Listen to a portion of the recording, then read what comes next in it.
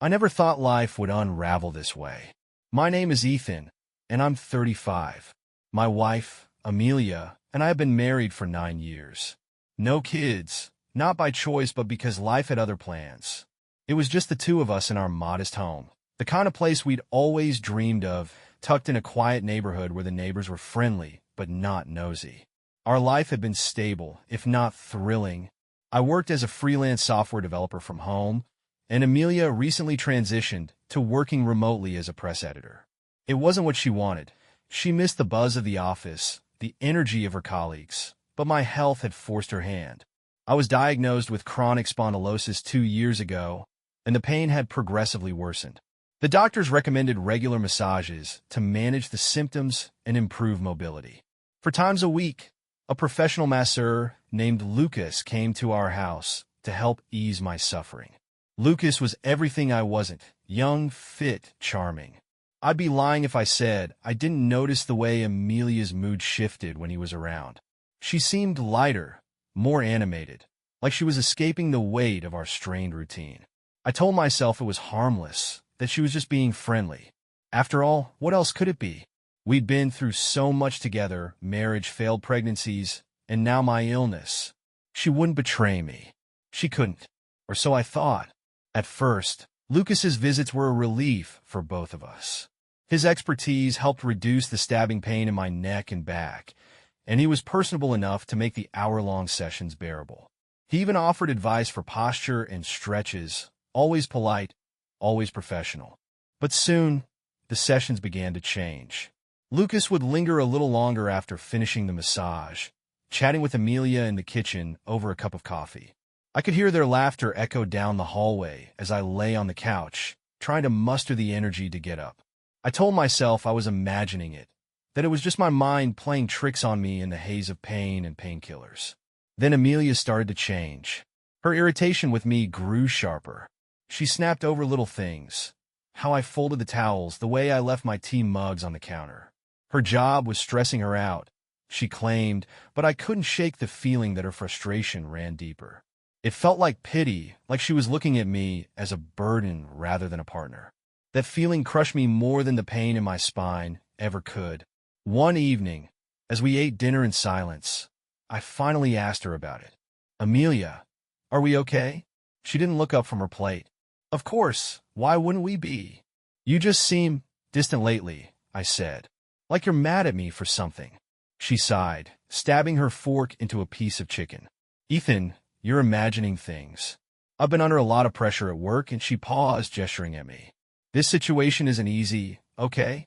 I'm doing my best." "This situation," I repeated, the words bitter on my tongue. "You mean me, right?" Her silence spoke volumes. The next few weeks passed in a blur of strained conversations and forced smiles. Amelia threw herself into her work, burying her frustrations in deadlines and edits. Lucas's visits became the highlight of her day, her laughter growing louder, her smiles warmer when he was around. Then one afternoon, I heard something I couldn't unhear. I was lying in the bedroom after a particularly painful massage session when I overheard Amelia talking to Lucas in the kitchen.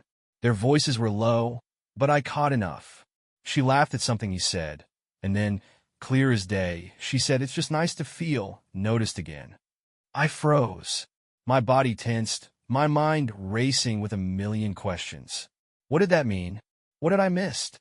That night, as Amelia sat typing furiously on her laptop, I watched her from across the living room, my heart pounding. I wanted to confront her, to demand answers, but I was paralyzed by the fear of what she might say.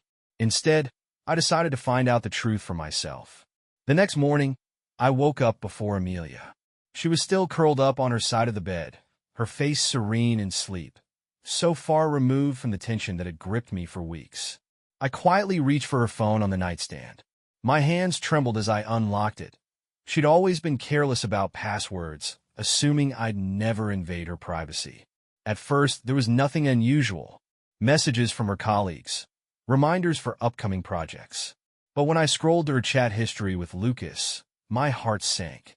There were texts, harmless enough on the surface, but laced with undertones that spoke volumes.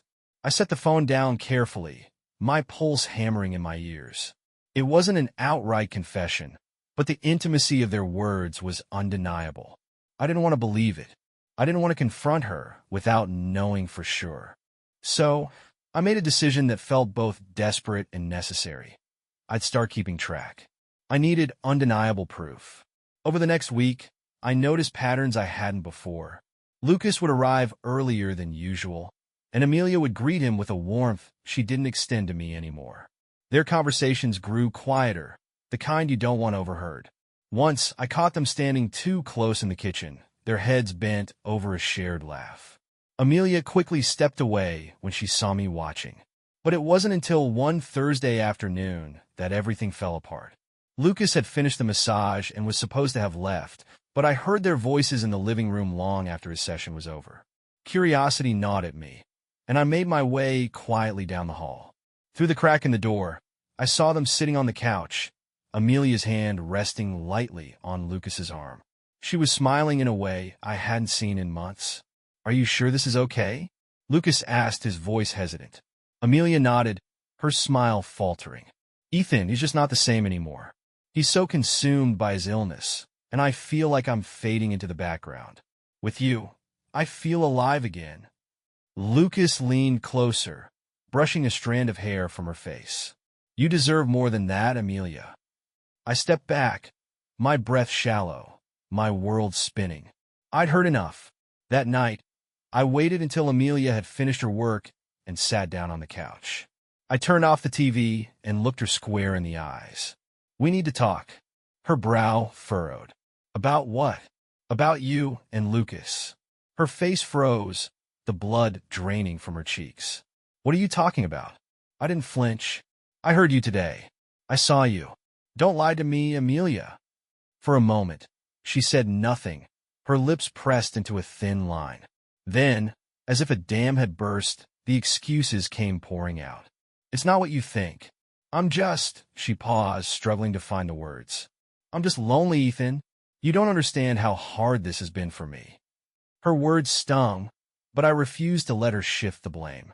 "Do you think this has been easy for me? I'm in pain every single day. I've been trying to hold us together, and this is how you repay me." Tears welled in her eyes, but they did nothing to soften my anger. "It's not like we've done anything physical," she whispered. I laughed bitterly. "So, that makes it okay? You're having an emotional affair with the man who comes into our home to treat me. Do you realize how twisted that is?" She didn't answer. Her silence said everything I needed to know. After our heated confrontation, I decided to let it go, at least outwardly. I told myself I needed time to process everything, but the truth was simpler. I was exhausted. My illness, the weight of my suspicions, and the realization of how far Amelia and I had drifted, it was too much. I didn't have the energy to keep fighting. For now, I chose to let the storm settle. Amelia, for her part, seemed to sense this shift. She stopped snapping at me over small things and started being more attentive. She brought me tea without being asked, lingered a little longer during our conversations, and even asked about my work, something she hadn't done in months. It was like she was trying to rebuild the bridge she had burned. Even her interactions with Lucas became more professional, or at least that's how they seemed. She no longer stayed behind to chat with him after my massages, instead excusing herself to her office under the pretense of deadlines. If I didn't know better, I might have believed that she was genuinely trying to fix what had broken between us. But trust is a fragile thing. Once cracked, it never fully returns to its original shape. Amelia's efforts to mend our relationship weren't entirely in vain. There were fleeting moments where we felt like ourselves again, laughing over a shared memory or sitting quietly together as we watched TV. She even planned a small at-home date night, cooking my favorite meal and lighting candles. "You deserve this," she said, her tone soft, her eyes searching mine for something, forgiveness maybe. "You've been going through so much, and I know I haven't been there for you the way I should." It was a touching gesture, and for a while, I let myself believe it was genuine. The tension in the house eased. Lucas continued his visits, but they were uneventful. He arrived, performed the massage, and left without so much as a lingering glance in Amelia's direction. For the first time in weeks, I felt a glimmer of peace. But there was something different about Amelia's kindness, a weight behind it that didn't sit right. It felt calculated, as if she were trying to cover her tracks rather than genuinely rekindle our bond. Still, I didn't push. I wanted to believe that she was trying, even if part of me doubted her motives. I buried myself in my work, trying to distract from the gnawing unease that hadn't fully left me. My freelance projects picked up, giving me a sense of purpose that my illness had often robbed me of. On good days, when the pain was manageable, I almost felt normal again. Amelia seemed to notice this shift. "You've been in a better mood lately," she said one evening, her tone light. "It's nice to see you like this." "Thanks," I replied, offering a small smile. "I'm trying to stay positive." She nodded, her expression unreadable. I can tell. It was a small exchange, but it left me unsettled. Her words felt more like an observation than encouragement, as if she were studying me rather than connecting with me. Amelia's efforts to restore normalcy had almost worked. Almost. For weeks, her behavior had been faultless. No snapping, no hidden glances, no late-night texts. She seemed devoted to us again, as though she had turned over a new leaf. I wanted to believe it. I really did. But sometimes, the gut knows things the mind doesn't want to process. That restless knot of unease, though buried under her smiles and gestures, never fully disappeared. And one Thursday afternoon, it all came crashing down. It started innocently enough. I was working on a client's project when I remembered Amelia's laptop was connected to the printer in the office. I needed to scan some documents, so I went to use her machine. She was in the kitchen, humming softly as she chopped vegetables for dinner. "Hey, I'm going to use your laptop for the printer," I called out. "Sure, go ahead," she replied, her tone light. "No hesitation." Nothing to suggest there was anything to hide. When I opened her laptop, the email app was still running. Normally, I wouldn't have thought twice about it. But as I adjusted the settings for the printer, a name in her inbox caught my eye: Lucas. I froze. My pulse quickened. I knew it was wrong to look, but something primal in me took over. I clicked the email, holding my breath as the message opened. "You were incredible. I can't stop thinking about the way you looked at me when we were in the bedroom. The risk makes it even hotter. When can I see you again?" "Soon. Same time next week?" Ethan's schedule should be clear again. God, I feel like a teenager sneaking around. But I can't help myself. "You're worth it." The words burned themselves into my mind. My stomach turned violently, and for a moment, I thought I might throw up. The bedroom. Our bedroom. My sanctuary had become their playground. My hands shook as I scrolled through more messages. Each one was worse than the last. I slammed the laptop shut, my breath coming in shallow gasps. My ears rang as a tidal wave of emotions surged through me. Rage, humiliation, heartbreak. It wasn't just an affair. It was in my home, under my nose while I lay helpless in pain. I sat frozen, trying to process the depth of the betrayal I had just uncovered. Every fiber of my being screamed to storm into the kitchen and confront her, to demand an explanation, but I couldn't. Not yet. I needed to think. I needed to control the tidal wave of emotions before it drowned me. Amelia's voice came again, casual and sweet, like she hadn't just torn my world apart.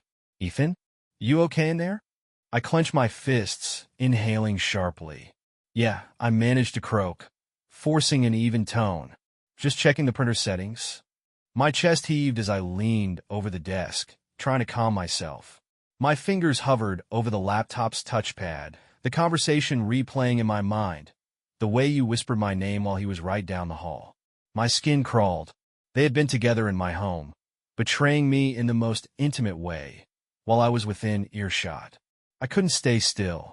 Rising from the chair, I walked to the bathroom, shutting the door quietly behind me. I gripped the sink with both hands, my knuckles turning white. My reflection stared back at me, hollow-eyed and pale, as if I were looking at a stranger. How had I let this happen? How had I been so blind? Every effort Amelia had made in recent weeks, her sudden kindness, her newfound patience, wasn't to rebuild our bond. It was to keep me from looking too closely, and I had fallen for it. I splashed cold water on my face, the shock pulling me out of my haze. I couldn't let this slide. I wouldn't, but I needed to be careful. If I confronted her now, she'd lie. She'd twist the narrative to make herself the victim. I'd seen her do it with others before. She was skilled at making herself look innocent. I had to catch her in a way she couldn't escape. I had to expose the whole truth. No dinayes. No vaslictin. No escape. My mind churned, adrenaline flooding my veins as I pieced together a plan. Confronting Amelia outright wasn't enough. Not without undeniable, inescapable proof. She was clever, and I knew she'd try to explain her way out of anything I threw at her. But if I caught her in the act, there'd be no room for her manipulations. I leaned against the bathroom wall, forcing myself to think clearly despite the chaos raging in my mind. The emails were damning, but they weren't enough. I needed something more visceral, more final. I needed to see it with my own eyes, and I knew exactly how to make it happen. Amelia and Lucas had grown bold, using our bedroom while I rested after massages. The thought made my stomach churn, but it also gave me an advantage. They were too comfortable. They thought I was oblivious, weakened by my illness, and trapped in my own body. I would use that to my benefit. I decided to lean into their assumptions. Over the next few days, I played the part of the weakened husband to perfection. I exaggerated my fatigue, groaning softly whenever I shifted positions or walked across the room. When Lucas came for his regular sessions, I made a point of saying how exhausted I felt afterward, mentioning that I'd likely fall asleep for hours. Maybe we should cut back on the massages, Amelia suggested one morning, a hint of concern in her voice. No, I replied quickly, my tone even. The massages are helping. I just need to rest more afterward. She seemed satisfied, nodding as she returned to her laptop. I upped the ante during the next massage session. As Lucas finished and packed up his equipment, I deliberately shuffled back to the bedroom, rubbing my neck and muttering about feeling drained. I'm going to lie down for a bit, I said loud enough for both of them to hear. You guys don't need to be quiet on my account. Amelia chuckled lightly, calling out, Okay, rest up. I closed the door halfway and lay on the bed, making a show of rustling the sheets before letting the house fall into silence. But I didn't sleep. I waited, straining my ears for any sign of what I knew was coming. Nothing happened that day, but I was patient. To bait them further, I feigned a sudden flare-up of my symptoms the following week. The pain's been worse lately, I told Amelia, my voice tinged with practiced weariness. Maybe we should increase the sessions with Lucas. Amelia hesitated, her eyes flickering with something I couldn't quite place, guilt or maybe excitement. Do you think that's a good idea? You're already so tired after just one session. It's worth it, I said firmly. I'll manage. She agreed, and Lucas began coming twice as often. Each visit brought me closer to confirming what I already knew. To set the final stage, I prepared the upstairs guest bedroom.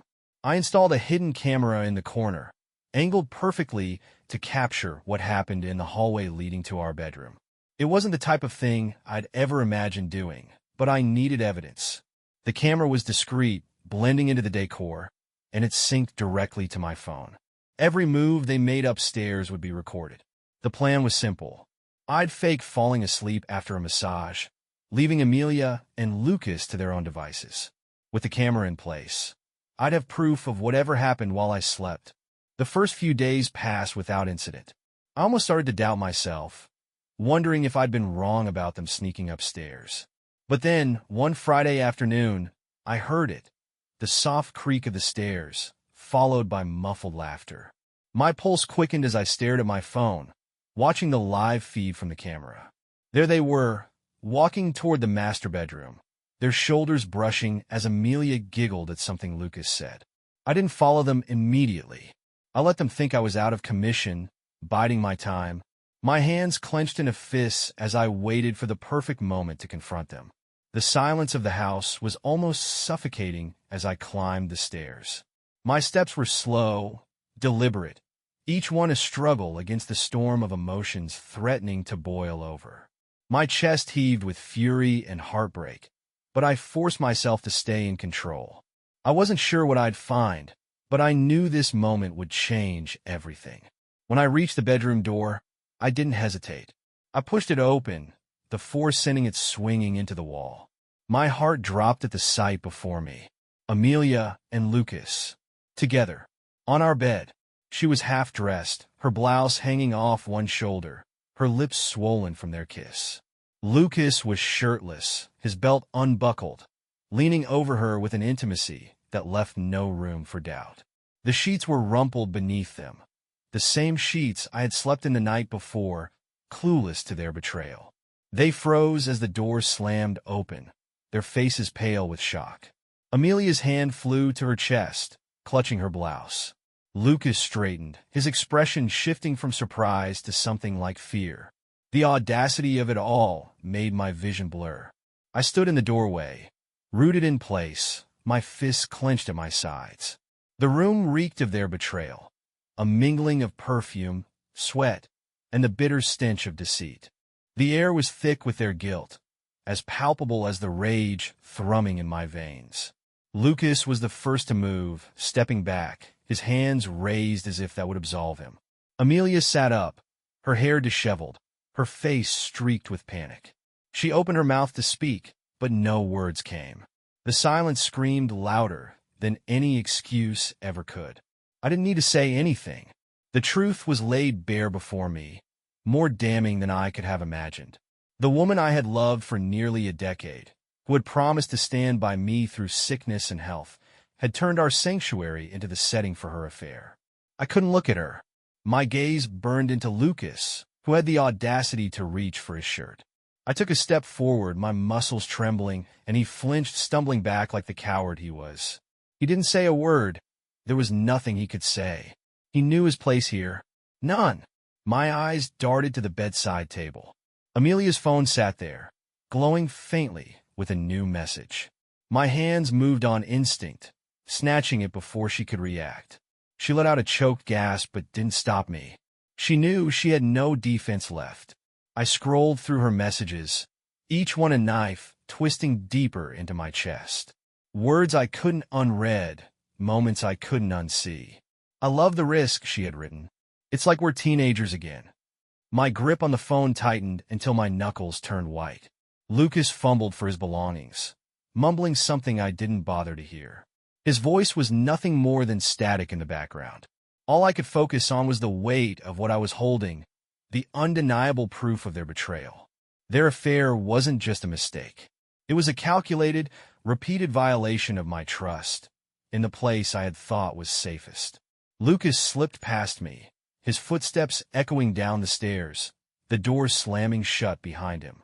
Amelia sobbed quietly, her hands shaking as she clutched the sheets to her chest. But I didn't feel pity. Not anymore. I tossed her phone onto the bed, its screen still glowing with the evidence of her infidelity. The weight in my chest was unbearable, but I didn't let it show. I turned and left the room, her muffled cries following me like a shadow. I descended the stairs in a haze, my legs moving mechanically as if they weren't my own. Every step felt heavier, weighed down by the weight of what I had seen and heard. Lucas was gone.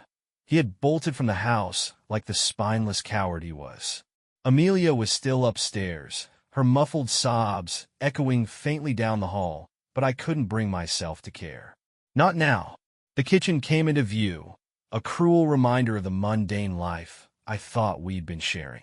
The half-chopped vegetables she'd been preparing for dinner lay forgotten on the cutting board, their vibrant colors mocking the darkness now enveloping my world. I stared at them for a moment, trying to tether myself to reality, but it was no use.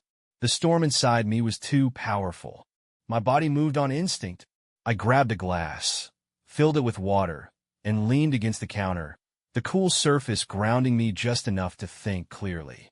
I wasn't going to yell or scream. I wasn't going to beg for answers. I wasn't even going to ask why. None of it mattered anymore. The facts were laid bare. Amelia had shattered every bond between us, and no explanation could undo what she had done. I sipped the water slowly, my mind racing. I needed a plan, not just for myself, but to ensure she couldn't twist this around. Amelia was cunning. She tried to play the victim, maybe even blame me for her actions. I wouldn't give her the chance. I'd handle this with precision, the way she had handled her betrayal. calculated, and final. First, I needed to secure the evidence. The camera footage from upstairs was damning enough, but combined with the messages on her phone, it would make any denial impossible. I retrieved my laptop from the living room and synced the footage, backing it up to an encrypted folder. The images of them together burned into my screen, each frame a fresh wound, but I forced myself to watch. This wasn't just for closure, it was for protection. Next, I documented everything. The emails, the texts, even the timestamps from the camera footage. Every piece of their deceit was carefully cataloged. If this turned into a legal battle, I'd be ready. I glanced at the clock. It was late, but I wasn't tired. Adrenaline coursed through me, keeping me sharp. My phone buzzed with a text, Amelia. Ethan, please. Can we talk? I didn't respond. There was nothing left to say. Hours later, Amelia came downstairs, her face pale, her eyes red and swollen. She lingered in the doorway, her breath hitching as she tried to speak.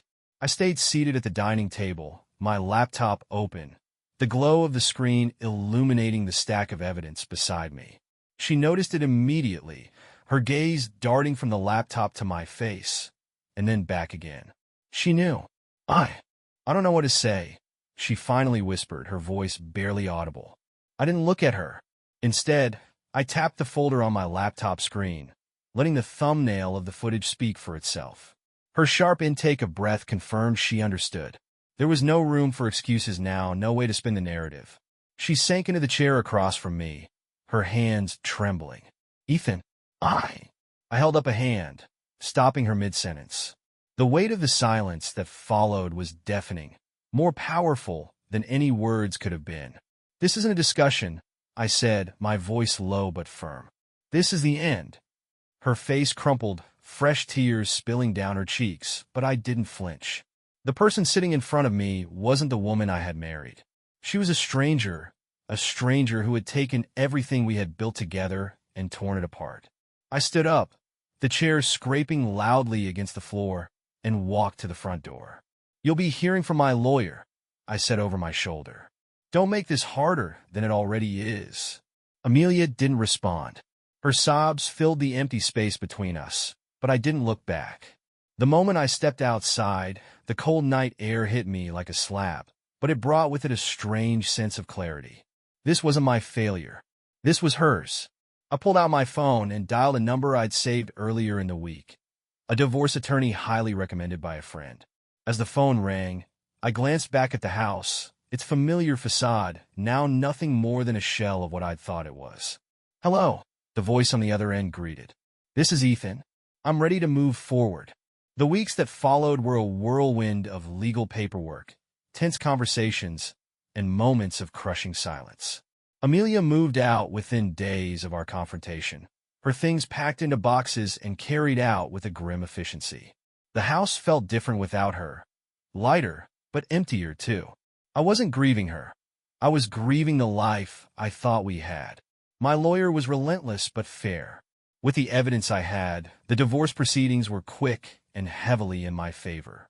Amelia didn't contest much. I think she knew she didn't have a leg to stand on. The house was mine, the finances split cleanly, and our ties, severed like a cord, snapped under too much strain. For the first time in years, I was free. Recovery wasn't immediate. The scars of betrayal don't fade overnight, and there were days when the weight of it all felt unbearable. But I was determined not to let what Amelia and Lucas had done define me.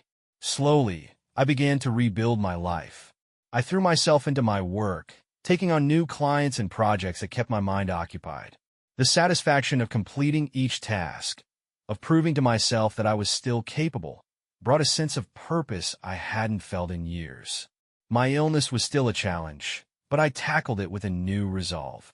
I found a new masseur, someone professional, reliable, and entirely uninterested in anything beyond their job. The bedroom was the hardest place to reclaim. It had been tainted by their betrayal, a reminder of what I'd lost. But one afternoon, I stripped it bare, sheets, furniture, even the old paint on the walls. I transformed it into something entirely new. Fresh colors, clean lines, and a sense of peace I hadn't realized I was missing. It was no longer their stage, It was my sanctuary. I started venturing out more, reconnecting with old friends I hadn't seen in years. They welcomed me back without hesitation, their support a balm to wounds I didn't even know I had. One of them, Daniel, dragged me to a local hiking group, insisting that fresh air would do me good. At first, I resisted, but standing at the top of a trail one morning, with the sunrise painting the sky in hues of orange and gold, I felt something shift inside me. A sense of renewal, a quiet voice whispering, "You made it." Through the group, I met Sophia.